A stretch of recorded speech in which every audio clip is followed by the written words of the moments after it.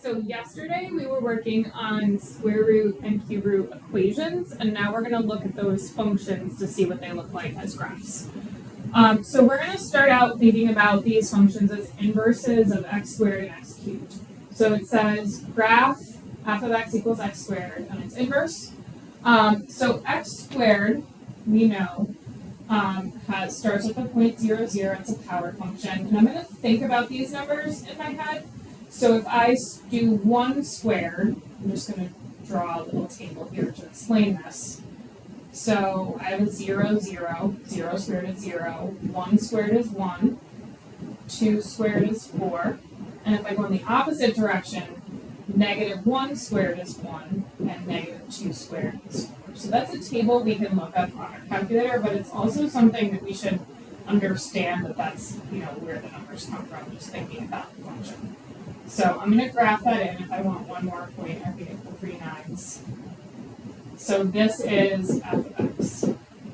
Now, how do we know these two are inverses? We're going to go through the inverse process here.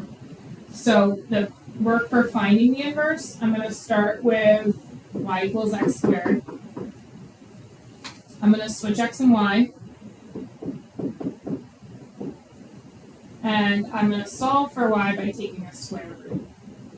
Now, here is something that is going to be kind of important about what we talk about for the rest of the lesson.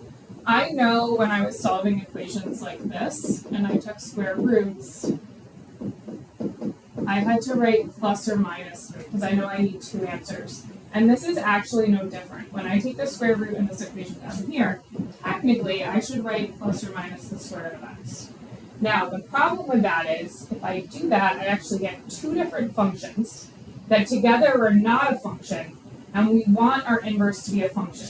So we've decided, mathematicians have decided, that we're only going to use the principal square root or the positive square root for the inverse. Now, why that matters is, when I graph this inverse, first off, 0 is the smallest number I can take a square root of, so I'm not going to have the imaginary answers here.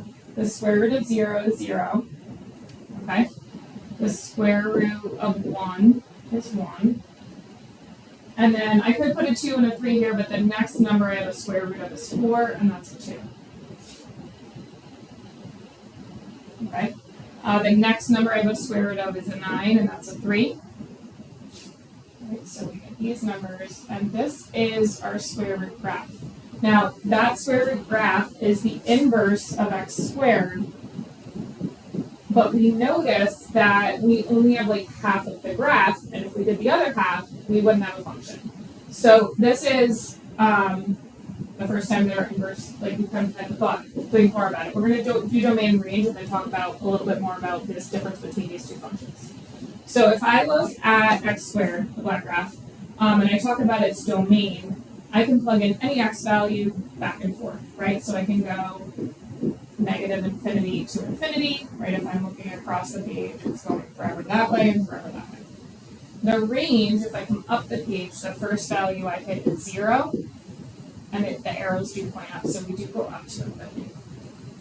If I look at my square root of x graph, if I come across the page, right, there's nothing over here. The first x value is at 0, and it goes to infinity. Coming up the page, the first number I hit is also 0, and it goes to infinity. So because of that thing that we're doing where we can't really use the whole graph to find the inverse, these two actually don't match, even though they normally would. So the domain of x squared is not the same as the range of square root of x.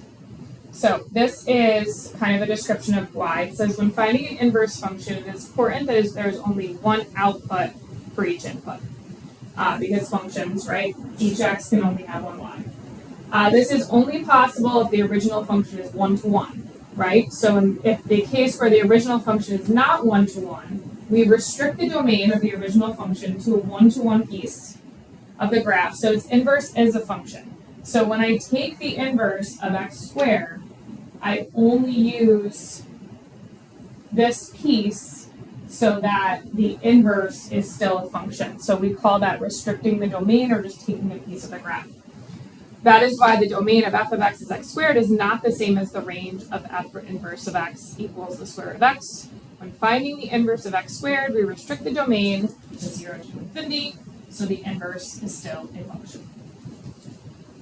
So, I know that's a lot. We're going to look at the x cubed and its inverse cube root of x graph, see if the same thing happens. So if I'm graphing x cubed, we're just going to make a little table. We know we have that point 0, 0, right? If I cube 1, 1 cubed is 1, 2 cubed, 2 times 2 times 2 is e. So we'll put those points on.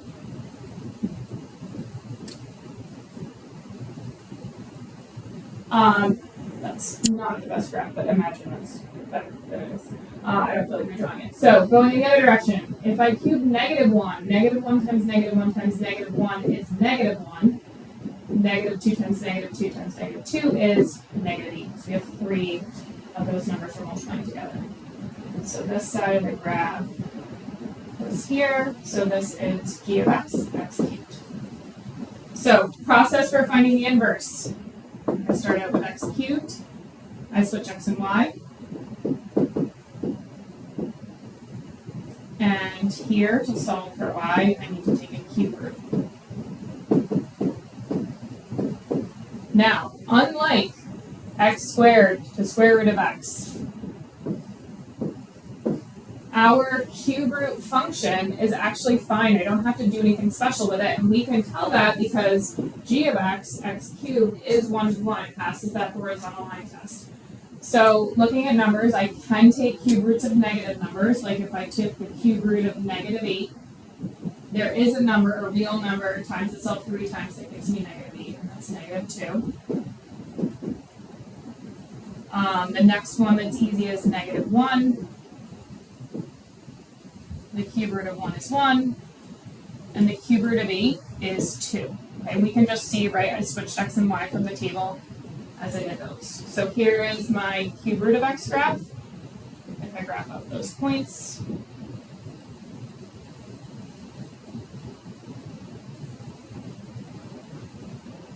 So this is g inverse of x. That's our inverse function, right? So we can replace this with g inverse of x.